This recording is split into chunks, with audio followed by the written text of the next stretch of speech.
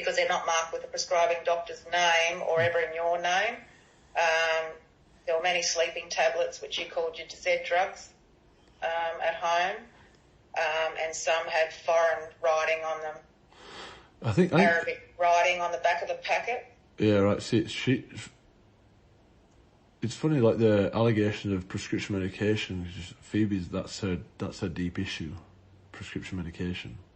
She's a full addict.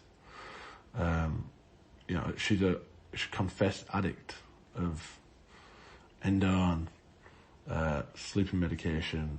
It's like, so a lot of this is a pushing behaviour. Like I have no prescription medications in my system. I do hair tests, I've never ever. I took Valium after this occasion, after the 18 thing, for a period of 4 weeks, with through Jan's supervision. Mm-hmm. It's never really been a real thing in my life, you know. So with the sleeping tablets, did you call them Z drugs or Z drugs? Yeah, I'm not sure. I don't recall. I don't recall it. I mean, not that I was, it's not like it wasn't a big part of, there's a period of time where, leading up to that episode where I'd consumed more than before. Leading up to that episode, I'd consumed more, but like my relationship with it's like so distant in my mind. It's not a thing, it's not a thing for me. It's not I feel like it's just another thing that Phoebe's throwing that to get in the way of things. But it's I don't really have much on it because it wasn't a big part of my life. It wasn't something I enjoyed doing. It wasn't, it was.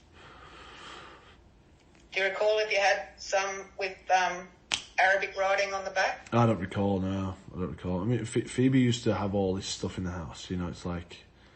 there was stuff in the house, but like...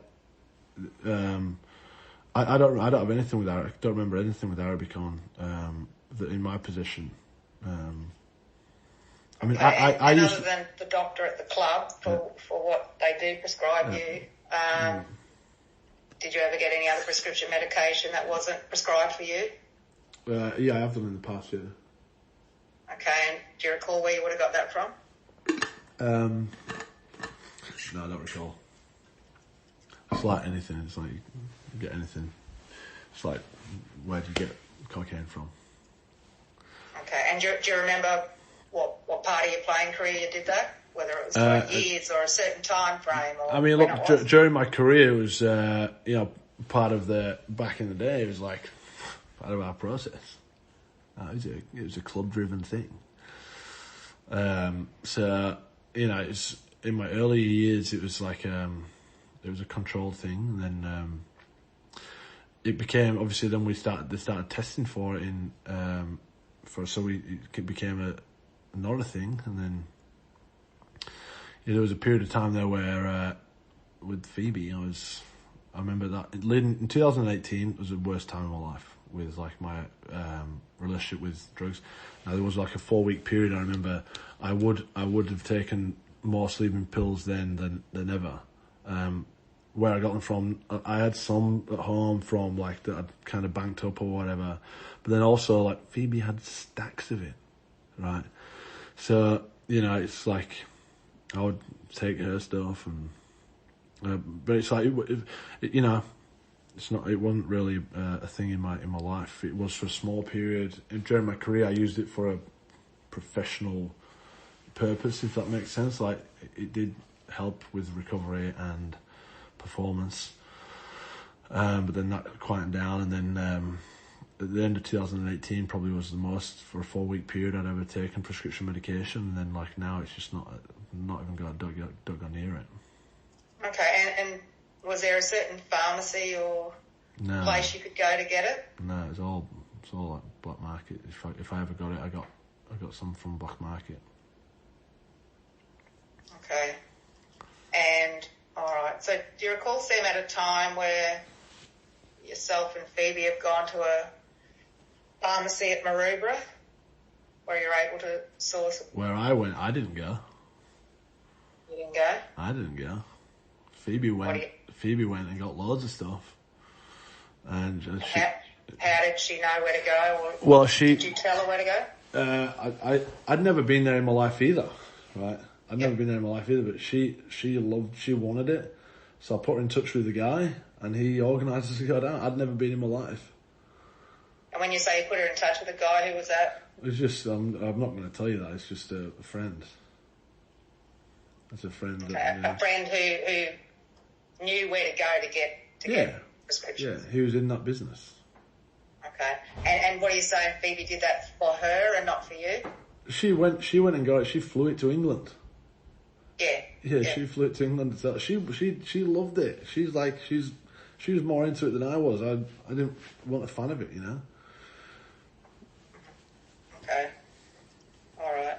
Clearly, like right now, in both of our hair tests, hers are like Christmas trees with pharmaceutical drugs. Mine have got nothing in them for never. You know, hers are like a Christmas tree. It lights up like mad. It's like there's, you know, she still is addicted, like inconsistent. It's half the reason why you get a bipolar personality disorder with her, because the drugs are just messing her around. She just can't figure it out. Yeah. All right. And there'll be some speculation. She'll say, "Oh, I did it because it was like Phoebe." She started taking drugs since 2012. From back in, that's where her prescription medication started. I didn't even know it. Yeah. Yeah, okay. She might say, I only started taking drugs when I met. So it's like, hang on, when I met her, she was high on MDMA. Like, you know, it's like the real story of things is not, you know. Yeah. Phoebe's very warped in what happened, you know. All right. And Sam, just 26 November 2018.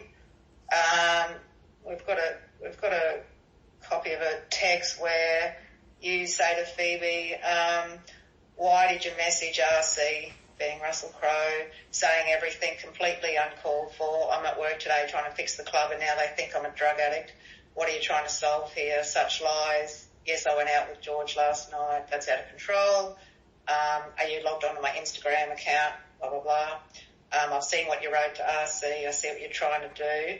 Do you know, what's that about, Sam? What drug part was she talking to Russell about? She would have been talking about the night on the night in November. I don't know. Phoebe was like emotional. She wanted, I don't know what she wanted, but like for me, I would never discuss that stuff with Russell. I'm kind of embarrassed about it. You know, he's obviously, he don't live that life. Okay. You know, so Phoebe she knows who Russell is to me. He's a close part of my life. I have a lot of respect for him. I want him to respect who I am. You know, she would have, you've probably got the text in front of you. I don't know. She's probably been in the press somewhere. Phoebe's put it all in the press, right? So I don't know. Yeah. It would have been about that. She would have said something about that night. I don't know. I can't remember. Okay, so conversation though wise with what we touched on before. So with Russell, what did he know about, or did you talk to him about? I never spoke to him about it. Drugs? I never spoke to him about it. I kept it like, it's not. I never spoke to him about it really. I have since. I have now, but at the time I didn't. No, after it came out, yes, but at this time, no. You didn't talk to him? No. And what about Anthony Bell? Obviously, he's spoken about as, you know, obviously someone you're close to. I think you might have lived with him for a short period of time. Yeah.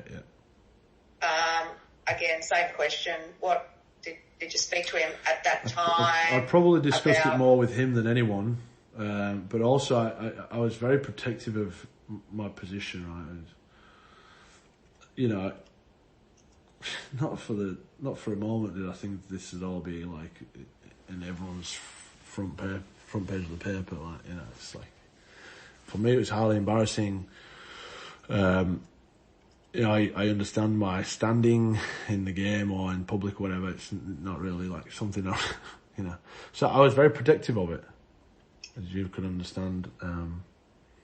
But with Anthony, I spent a bit of time with him when I didn't have anywhere to live. Phoebe kicked me out of the house.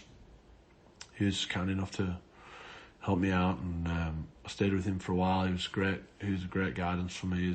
He's a great man.